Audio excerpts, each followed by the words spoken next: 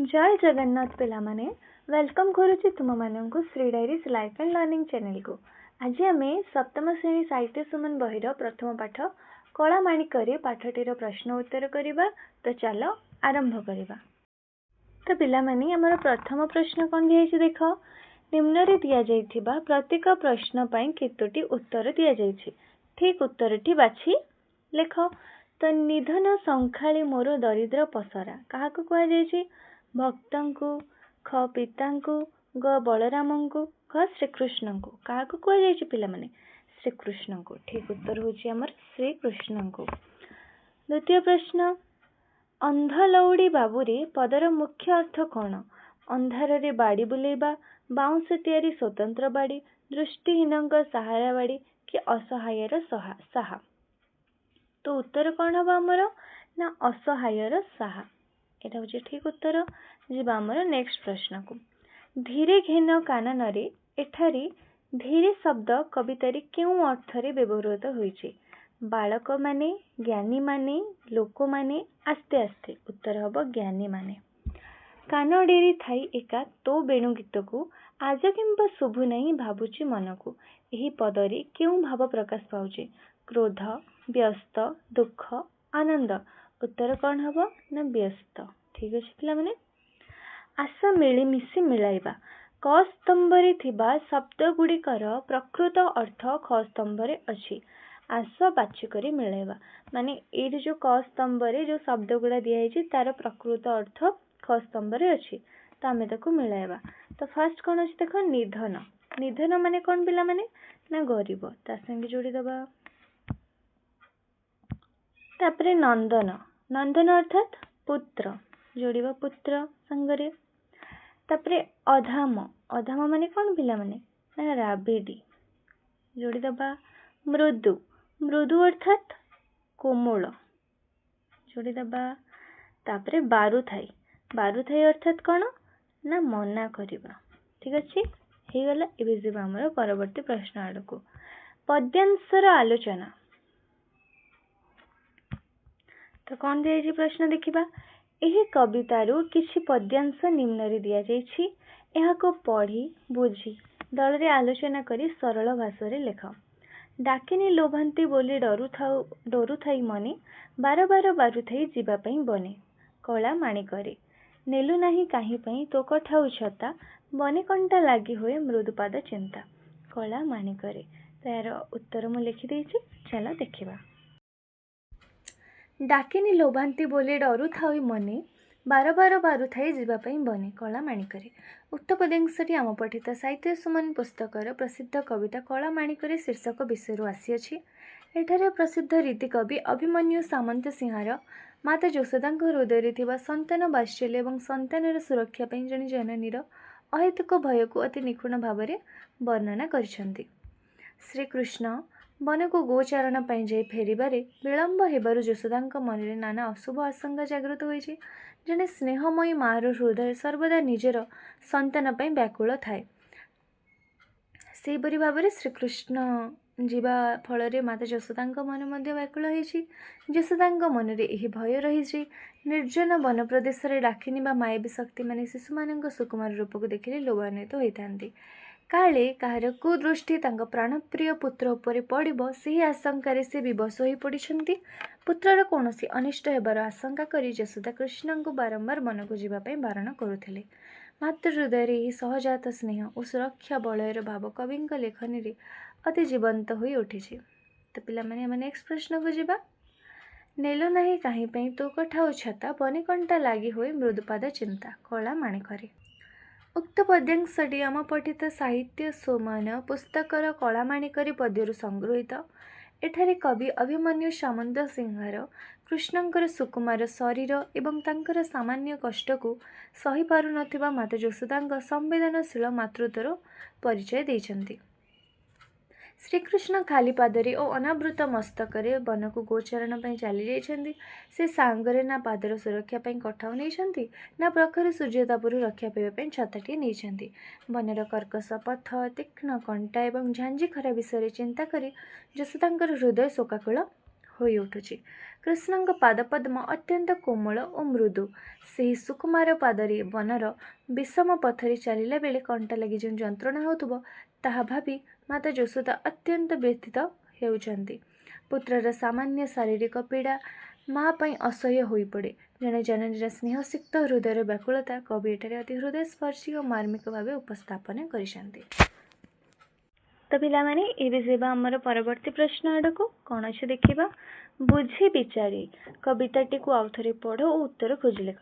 ତମେ ପ୍ରଶ୍ନ ଦେଖିଦିଅ, ମୁଁ ଯେମିତି ପ୍ରଶ୍ନ ସହିତ ଉତ୍ତର ଲେଖିଛି ସେମିତି ଲେଖିବ ତମମାନେ। ଠିକ୍ ଅଛି, ପ୍ରଶ୍ନ ଦେଖି ସାରିଲ।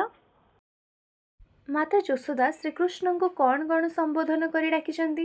ମାତା ଯଶୋଦା ଶ୍ରୀକୃଷ୍ଣଙ୍କୁ ଅତି ସ୍ନେହରେ କଳାମାଣିକ, ନିଧନ ଶଙ୍ଖାଳୀ, ଦରିଦ୍ର ପଶରା, ଅନ୍ଧ ଲଉଡ଼ି, ରୋଦରତ୍ନ ହରା, ନୟନ ପ୍ରତିମ ଏବଂ ନନ୍ଦନ ବୋଲି କହି ସମ୍ବୋଧନ କରି ଡାକିଛନ୍ତି। ଶ୍ରୀକୃଷ୍ଣଙ୍କର କେଉଁ ସବୁ କାର୍ଯ୍ୟ ମନେ ପକାଇ ମାତା ଯଶୋଦା ଭାଳି ହେଉଥିଲେ? ଶ୍ରୀକୃଷ୍ଣଙ୍କର ପିଲାଦିନର ଦୁଷ୍ଟାମି ଓ ଗେହ୍ଲାପଣକୁ ମନେ ପକାଇ ମାତା ଯଶୋଦା ବ୍ୟସ୍ତ ହେଉଥିଲେ। ଶ୍ରୀକୃଷ୍ଣ କିପରି ଅନ୍ଧାରକୁ ଡରୁଥିଲେ, ମାଙ୍କ ପାଖରେ ନାଚି ନାଚି ଲାଞ୍ଚ ସ୍ୱରୂପ ଲବଣୀ ମାଗୁଥିଲେ ଏବଂ ଗୋଟିକା ଅଧାମ ବା ସର ଖାଇବାକୁ କିପରି ଅମଙ୍ଗ ହେଉଥିଲେ, ସେହିସବୁ କାର୍ଯ୍ୟ ମନେ ପକାଇ ଯଶୋଦା ଭାଳି ହେଉଥିଲେ। ତ ପିଲାମାନେ ଏବେ ଯିବା ଆମର ନେକ୍ସଟ ପ୍ରଶ୍ନ ଆଡ଼କୁ। କବିତାର ରଚନା କ'ଣ ଦେଇଛି ଦେଖ। ଝାଳ ବହୁଥିବ ଅଙ୍ଗୁ ଲାଗି ଝାଞ୍ଜି ଖରା, ଶ୍ରମ ପାଇ ତରୁ ତଳେ ବସିଥିବୁ ପରା କଳା ମାଣିକରେ। ଏହି ଦୁଇ ଧାଡ଼ିକୁ ଧ୍ୟାନ ଦେଇ ପଢ଼। ତୁମେ କ'ଣ ବୁଝୁଛ କୁହ। ଝାଞ୍ଜି ଖରାରେ ତୁମେ ବାହାରେ କାମ କରୁଥିବା ବେଳେ ଯେଉଁ କଷ୍ଟ ଅନୁଭବ କର ତାହା ଏଠାରେ ଲେଖ। କେବେ ଶ୍ରମିକମାନେ ଏପରି ଝାଞ୍ଜି ଖରାରେ କାମ କରୁଥିବାର ଦେଖିଛ କି? ଯଦି ଦେଖିଛ ତେବେ ସେମାନଙ୍କର ଅନୁଭବକୁ ସାଙ୍ଗସାଥୀଙ୍କ ସହ ଆଲୋଚନା କରି ଲେଖ। ତ ତମେ ଯାହା ଅନୁଭବ କରିଛ ଏଇଠି ଲେଖିବ। ତଥାପି ମୁଁ ଲେଖିଦେଇଛି, ତମମାନେ ମୋ ଆନ୍ସରଟା ଦେଖିପାରିବ ଆଉ ତମମାନେ ନିଜେ ବି ତମର ଲେଖିବ। ତମେ ଯାହା ଅନୁଭବ କରୁଛ ଏଇଟା ତମ ପାଇଁ ଦିଆଯାଇଛି। ଏହି ଦୁଇ ଧାଡ଼ିକୁ ଧ୍ୟାନ ଦେଇ ପଢ଼। ତୁମେ କ'ଣ ବୁଝୁଛ କୁହ। ଝାଞ୍ଜି ଖରାରେ ତୁମେ ବାହାରେ କାମ କରୁଥିବା ବେଳେ ଯେଉଁ କଷ୍ଟ ଅନୁଭବ କର ତାହା ଲେଖ। ଏହି ଦୁଇ ଧାଡ଼ିରୁ ମୁଁ ବୁଝୁଛି ଯେ ବାହାରେ ପ୍ରଖର ଝାଞ୍ଜି ଖରା ହେଉଛି। ଶ୍ରୀକୃଷ୍ଣ ବଣରେ ଗୋରୁ ଚରାଇ କ୍ଳାନ୍ତ ହୋଇପଡ଼ିଥିବେ ଏବଂ ତାଙ୍କ ଦେହରୁ ପ୍ରବଳ ଝାଳ ବହୁଥିବ। ସେହି ଶ୍ରମ ବା ଥକାପଣ ଦୂର କରିବା ପାଇଁ ସେ ହୁଏତ କୌଣସି ଗଛ ମୂଳେ ବିଶ୍ରାମ ନେଉଥିବେ। ମୋର ଅନୁଭୂତି କ'ଣ ନା, ଝାଞ୍ଜି ଖରାରେ ବାହାରେ ରହିଲେ ମୁଣ୍ଡ ବୁଲାଇବା ସହ ଶୋଷରେ ତଣ୍ଟି ଶୁଖିଯାଏ, ଦେହରୁ ପ୍ରବଳ ଝାଳ ବାହାରି ଶରୀର ଦୁର୍ବଳ ଲାଗେ ଏବଂ ଖରାର ପ୍ରଖରତା ଯୋଗୁଁ ଆଖି ଖୋଲିବା ମଧ୍ୟ କଷ୍ଟକର ହୋଇପଡ଼େ। ଏବେ ଯେଉଁଭଳି ଭାବରେ ଖରା ହେଉଛି ତମମାନେ ମଧ୍ୟ ନିଜେ ଅନୁଭବ କରିପାରୁଥିବ। କେବେ ଶ୍ରମିକମାନେ ଏପରି ଝାଞ୍ଜି ଖରାରେ କାମ କରୁଥିବାର ଦେଖିଛ କି? ସେମାନଙ୍କର ଅନୁଭବକୁ ଲେଖ। ହଁ, ମୁଁ ରାସ୍ତା କାମ କରୁଥିବା ବା ଚାଷ ଜମିରେ କାମ କରୁଥିବା ଶ୍ରମିକମାନଙ୍କୁ ଏପରି ପ୍ରଖର ଖରାରେ କାମ କରୁଥିବାର ଦେଖିଛି। ସେମାନଙ୍କ ଅନୁଭବ ଅତ୍ୟନ୍ତ କଷ୍ଟଦାୟକ। ପରିବାର ପ୍ରତିପୋଷଣ ପାଇଁ ସେମାନେ ନିଜ ଶରୀରର କଷ୍ଟକୁ ଖାତିର ନ କରି ଝାଞ୍ଜି ଖରାରେ ମୁଣ୍ଡ ଝାଳ ତୁଣ୍ଡରେ ମାରି କାମ କରନ୍ତି। ଖରାରେ ସେମାନଙ୍କର ଚମଡ଼ା ପୋଡ଼ିଯାଏ, ତଥାପି ସେମାନେ ଧୈର୍ଯ୍ୟର ସହ ନିଜ କର୍ତ୍ତବ୍ୟ କରନ୍ତି। ତ ପିଲାମାନେ ଏବେ ଯିବା ଆମର ପରବର୍ତ୍ତୀ ପ୍ରଶ୍ନକୁ। ଅନୁମାନ ଓ ଭାବନାରୁ ତୁମେ ସବୁ ମିଳିମିଶି ଆଲୋଚନା କର। ଶ୍ରୀକୃଷ୍ଣଙ୍କ ଫେରିବା ବିଳମ୍ବ ହେବା ଦେଖି ମାତା ଯଶୋଦା କିପରି ବିଚଳିତ ହେଉଥିଲେ, ସେହିପରି ତୁମ ମା ତୁମ ପାଇଁ କେବେ ବ୍ୟସ୍ତ ହେବାର ଅନୁଭବ କରିଛ କି? ଯଦି ସେପରି ଅନୁଭୂତି ଥାଏ ନିଜ ଭାଷାରେ ବର୍ଣ୍ଣନା କର। ତ ତମେମାନେ କରିବ ଏଇଟା। ତମ ମା ବ୍ୟସ୍ତ ହେବାର ତମର କ'ଣ ଅନୁଭବ ଅଛି? ଯଦି ତୁମକୁ ଶ୍ରୀକୃଷ୍ଣଙ୍କ ସହ କଥାବାର୍ତ୍ତା ହେବାର ସୁଯୋଗ ମିଳନ୍ତା ତେବେ ତୁମେ ତାଙ୍କୁ କ'ଣ କ'ଣ ପଚାରନ୍ତ? ଠିକ୍ ଅଛି, ଏଇଟା ତମେମାନେ ଲେଖିବ। ତମେ କ'ଣ ପଚାରିବ ସେଟା ତମେ ଜାଣିଥିବ, ସେଥିପାଇଁ ମୁଁ ତା ଉତ୍ତର ଲେଖିନି। ଏବେ ଯିବା ଆମର ନେକ୍ସଟ ପ୍ରଶ୍ନ ଆଡ଼କୁ। ଶବ୍ଦର ରୂପ, ଯେମିତିକି ଏଠି ଦିଆହେଇଛି ଜନକ ଜନନୀ। ଠିକ୍ ଅଛି, ତ ସେଇଭଳି ଆମକୁ ଏଇ ଯେଉଁ ବୃକ୍ଷ ଅଛି ତା ଭିତରେ ଦିଆଯାଇଥିବା ଶବ୍ଦମାନଙ୍କୁ ବାଛି ଯୋଡ଼ି ଶବ୍ଦ ଲେଖିବାର ଅଛି। ତ ଚାଲ ଲେଖିବା। ପିତା ମାତା, ଟଙ୍କା ପଇସା, ଭଲ ମନ୍ଦ, ଗଛ ଲତା, ଫୁଲ ଫଳ, ପଇସା ପତ୍ର, ଦିନ ରାତି, ହସ କାନ୍ଦ। ଲେଖିଲ ପିଲାମାନେ। ଏବେ ଯିବା ଆମର ନେକ୍ସଟ ପ୍ରଶ୍ନ ଆଡ଼କୁ। ଶବ୍ଦ ସହ ଶବ୍ଦର ସମ୍ପର୍କ, ଯେମିତିକି ଶ୍ରୀକୃଷ୍ଣଙ୍କ ସହିତ ସମ୍ପର୍କ ଥିବା ଶବ୍ଦ ଗୁଡ଼ିକୁ ମନେ ପକାଇ ଯୋଡ଼। ଗୋଟେ ହେଲା ବେଣୁ, ଆଉ ଏଇଟା ଦିଆହେଇଛି କେତେଟା, ଆଉ 6ଟା ଶବ୍ଦ ଆମକୁ ଲେଖିବାର ଅଛି ଯେଉଁଟାକି ଶ୍ରୀକୃଷ୍ଣଙ୍କ ସହିତ ତାର ସମ୍ପର୍କ ଥିବ। ତ ଚାଲ ଲେଖିବା। ଲବଣୀ, ଗୋରୁ, कदम्ब जशोदा मयूरचूल कलामाणिक मयूरपुछ एगुड़ा हूँ श्रीकृष्ण सहित संपर्क थिबा किछि गुड़ा शब्द तो मैंने लिखि नब लिखिले समस्ते एबे जिबा हमर नेक्स्ट प्रश्न आड़को पद्यांश मिलन निम्न क स्तंभ और ख स्तंभ रे पद्यर केतक धाड़ी दे जाइछि जो धाड़ी सह जार संपर्क अछि ताहाकु गारटाणी मिलाओ क स्तंभ ख स्तंभ नेलु नाही काहे पई तो कठाउ छता तो यहाँ तापर कौन हम तापर लाइन कौन कहीं तापर जो धाड़ी अच्छे ताकू आम ख स्तंभ अच्छे ताकू आम जोड़ा ठीक अच्छे तो तापर लाइन कौन हम देखा बने कंटा लगी हुए मृदुपात चिंता जोड़ीदबा नेलु नहीं कहीं पाई तोको ठाऊ छता बने कंटा लगी हुए मृदुपाद चिंता वृद्ध काले तुमोहर एकई नंदन हृदताप विनाशने तु हरि चंदन तो जोड़ीदबा डरु थाऊ अंधार को रखी जाऊ गुरु जनक जननी सुख कहीं पाई सारू निधन संखाली मोर दरिद्र पसरा अंध लौड़ी बाबुरे हृद रत्न हरा निशाचर मातिबार शुभुची श्रुति के मु डंकुणी छाड़देली वन को कहीं तो जोड़ीदबा ये सब जोड़ी दिया निज निज खातार बही रे तापरे नेक्स्ट प्रश्न आड़क